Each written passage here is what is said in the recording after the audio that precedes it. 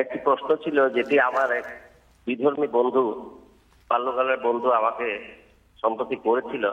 জি, তার প্রশ্নটি হলো, যদি মহানবী সাল্লাল্লাহু আলাইহি ইসলামের আগমনের পর পূর্বের সমস্ত ধর্মকে রহিত করা হয়, জি, তাহলে বাবা গুরু নানক কিভাবে 1469 সালে মহানবী সাল্লাল্লাহু আলাইহি ইসলামের পর সনাতন ধর্মের শেষ অবতার হন? এখানে আবার প্রশ্ন দুইটি। একটি হলো, সনাতন ধর্ম কি তাহলে ইসলামের পাশাপাশি অন্য আরেকটি চলমান ধর্ম? জি, ঠিক আছে। পূর্বের সমস্ত ধর্ম রহিত হওয়ার পরও কিভাবে আল্লাহ তাআলা সেই ধর্মে অবতার প্রেরণ করেন? ধন্যবাদ। ধন্যবাদ, চমৎকার প্রশ্ন মৌলানা আব্দুল আউয়াল সাহেব। আশা করি প্রশ্নটি আপনি শুনতে পেয়েছেন। আপনাকে উত্তর দেওয়ার জন্য অনুরোধ করছি। এবং খুব উপভোগ করেছি এই ভদ্রলোকের প্রশ্ন, যেটা কামরুদ্দিন বাবু সাহেব চট্টগ্রাম থেকে আমাদের কাছে পৌঁছেছেন। তাকে ধন্যবাদ, অজস্র ধন্যবাদ, কেননা একটি চমৎকার বিষয়ের অবতারণা করেছেন তিনি। হ্যাঁ, ইসলামই আল্লাহর কাছে এখন একমাত্র গ্রহণযোগ্য ধর্ম, এবং এই কথার ঘোষণা কোরআন শরীফে দেওয়া আছে। যে ব্যক্তি আল্লাহর কাছে আত্মসমর্পণ ছাড়া অন্য কোনো পথ বেছে নিতে চাইবে, তার কাছ থেকে সেটা কখনো গ্রহণ করা হবে না। অর্থাৎ নিজের ইচ্ছা মতো কোনো ধর্মমত অবলম্বন করলে সেটা আল্লাহর কাছে গৃহীত হবে না। আল্লাহ যা বলেছেন সেটা মানতে হবে। আল ইয়াউমা আকমালতু লাকুম দীনাকুম ওয়া আতমামতু আলাইকুম নি'মাতি ওয়া রাযীতু লাকুমুল ইসলামা দীনা। সূরা মায়দার 4 নম্বর আয়াতের শেষাংশে আল্লাহ বলে দিয়েছেন, ইসলাম ধর্ম স্বয়ং আল্লাহ তাআলা সম্পূর্ণ করে দিয়েছেন, আর এটাকেই ধর্মরূপে মনোনীত করেছেন। অতএব এরপরে নতুন কোনো ধর্মের কোনো সুযোগ অবকাশ নেই।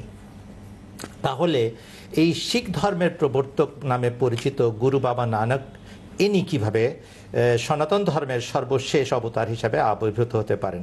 মজার ব্যাপার হচ্ছে, গুরু বাবা নানক কখনো এটা দাবি করেন নাই।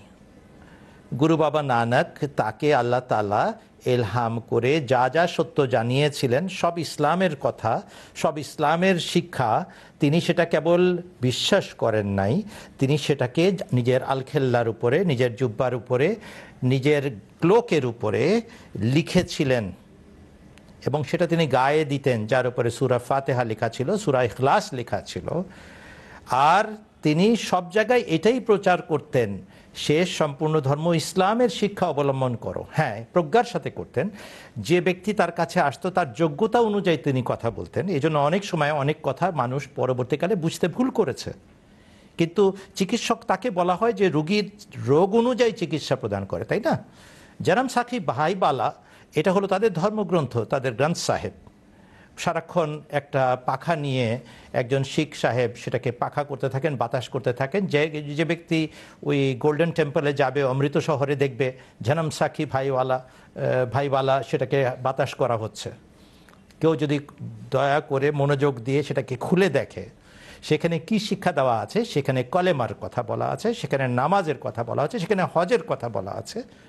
এই কারণেই হযরত মির্জা গোলাম আহমদ কাদিয়ানী আলাইহিস সালাতু ওয়াস সালাম শিখ ধর্মের বিষয়ে বলার জন্য আলাদা পুস্তক রচনা করেছেন আল্লাহর পক্ষ থেকে ইলহাম প্রাপ্ত হবার পর।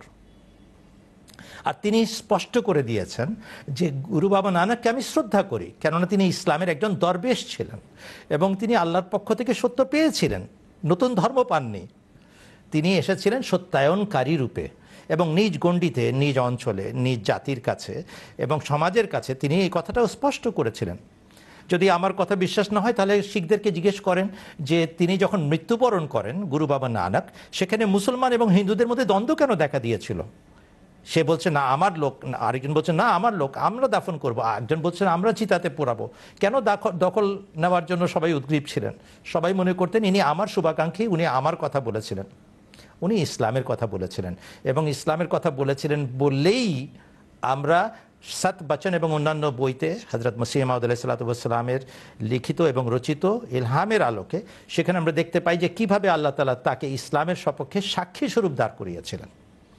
বরং এভাবে বলা উচিত, পাঞ্জাবে আগমনকারী শেষ যুগের প্রতিশ্রুত মহাপুরুষ ইমাম মাহদী এবং প্রতিশ্রুত মসিহ আলাইহিস সালামের জন্য অ্যাডভান্স পার্টি হিসাবে, এর হাস হিসাবে তার আগমনের শুভ সংবাদ দেওয়ার জন্য এই জাতিকে প্রস্তুত করার জন্য তিনি এসেছিলেন, যদিও জাতি সেই মেসেজটা গ্রহণ করতে পারে নাই, ভুল বুঝেছে।